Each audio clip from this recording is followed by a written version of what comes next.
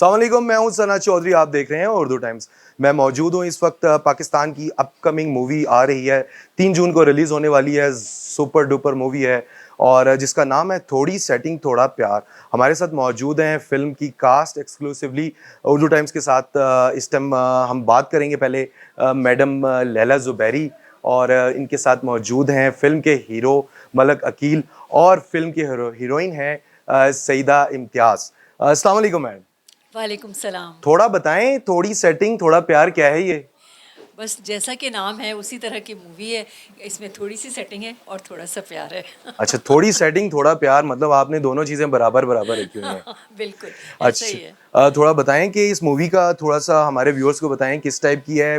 Comedy है, जी, ये romantic है? रोम कॉम है, बेसिकली रोमांटिक कॉमेडी। और it's a very entertaining movie. इसमें बहुत अच्छी कॉमेडी भी है, इसमें सॉन्ग्स बहुत अच्छे हैं, इसमें लोकेशंस बहुत खूबसूरत हैं, और इसकी स्टोरी भी डिफरेंट है। एक फार्मूला मूवी नहीं है, उससे हट के है। तो आई एम श्योर कि पीपल वुड लव इट, और एंटरटेनिंग बहुत होगी, काफ़ी एंटरटेनिंग होगी। जी लाला जी, हम आपके ड्रामे मूवीज़ देखकर बड़े हुए हैं, और जैसा कि हम देख सकते हैं बिल्कुल यंग चेहरे हैं, यंग टैलेंट है। जी। थोड़ा सा इनके साथ आपने काम किया है। वैसे तो आप इंडस्ट्री में पुरानी है, हर तकरीबन हर एक्टर एक्ट्रेसेस के साथ आपने काम किया, तो यंग जनरेशन है, इनके बारे में क्या कहेंगी? बहुत मज़ा आया इनके साथ काम करके, बड़ा अच्छा लगा, और बड़े रिस्पेक्टफुल हैं दोनों।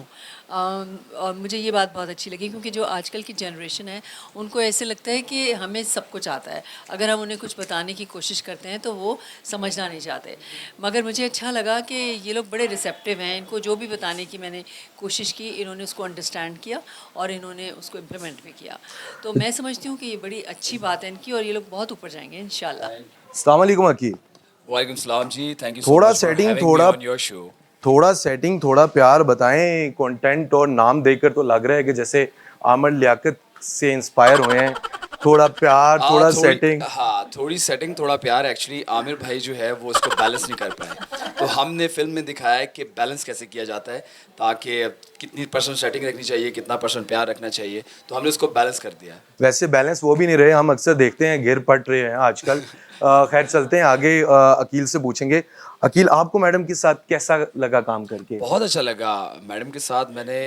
ये मेरा तीसरा प्रोजेक्ट है, और बहुत अच्छा लगा मुझे। मैंने एक और शो में भी ये बात कही थी कि अब जो मुझे जो मेरी फैमिली है, मेरे दोस्त हैं, वो ये कहते हैं कि ये आपकी फिल्मी माँ है।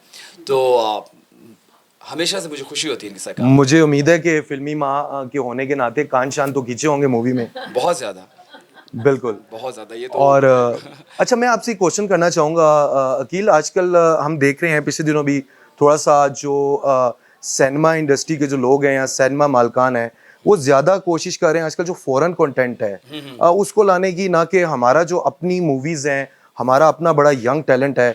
हम देखते हैं कि जिस तरह ड्रामाज में वही चेहरे जो लाने की कोशिश की जा रही है, पहले तो उनकी कोशिश है फिल्म्स में कि फिल्म्स में, जी जी, फिल्म्स में।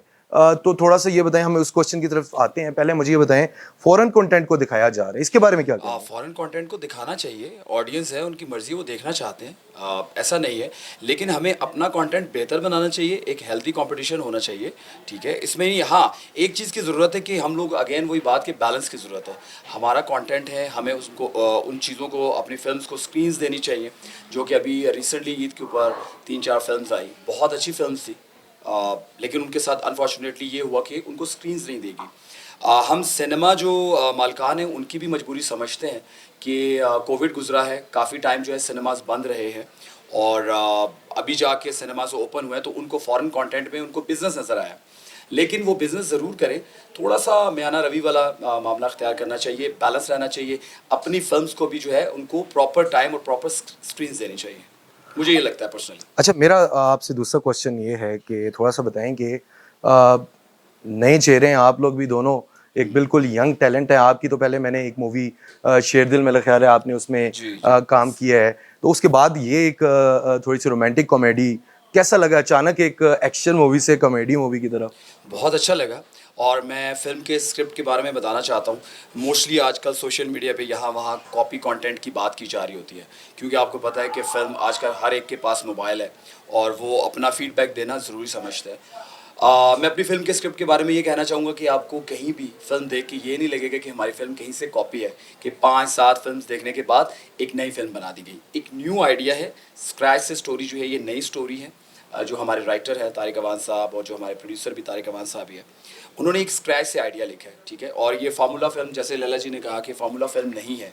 इसमें ऐसा नहीं है कि थोड़ी सी फाइट रख दी, थोड़ा सा रोमांस रख दिया, थोड़ा सा जो है वो सारा इमोशंस, तो ये एक कंप्लीट जो है रोमांटिक कॉमेडी फिल्म है। जी बिल्कुल, हम हमारे साथ मौजूद हैं फिल्म के सईदा इम्तियाज़। हीरोइन सईदा इम्तियाज़। इनसे बात करेंगे। अस्सलाम वालेकुम। वालेकुम अस्सलाम। कैसा जा रहा है आपको एक्सपीरियंस? थोड़ा सेटिंग, थोड़ा प्यार। आपको प्यार हुआ है या सेटिंग हुई है आपके साथ? क्या एक्चुअली दोनों चल रही हैं फिल्म में, सेटिंग भी चल रही है और प्यार भी हुआ। यानी कि ये हमारे व्यूअर्स के लिए सस्पेंस है, ये तो एंड में पता चलेगा कि प्यार हुआ कि सेटिंग हुई। एब्सोल्युटली। अच्छा, थोड़ा बताएं कि लैला जी के साथ काम करके और अकील ऑलरेडी काम कर रहे हैं, कैसी ऑन स्क्रीन केमिस्ट्री कैसी रही आपकी? ऑनेस्टली स्पीकिंग मैंने और भी सीनियर एक्ट्रेसेस के साथ काम किया है, मगर ये एक जेन्युइन सोल है।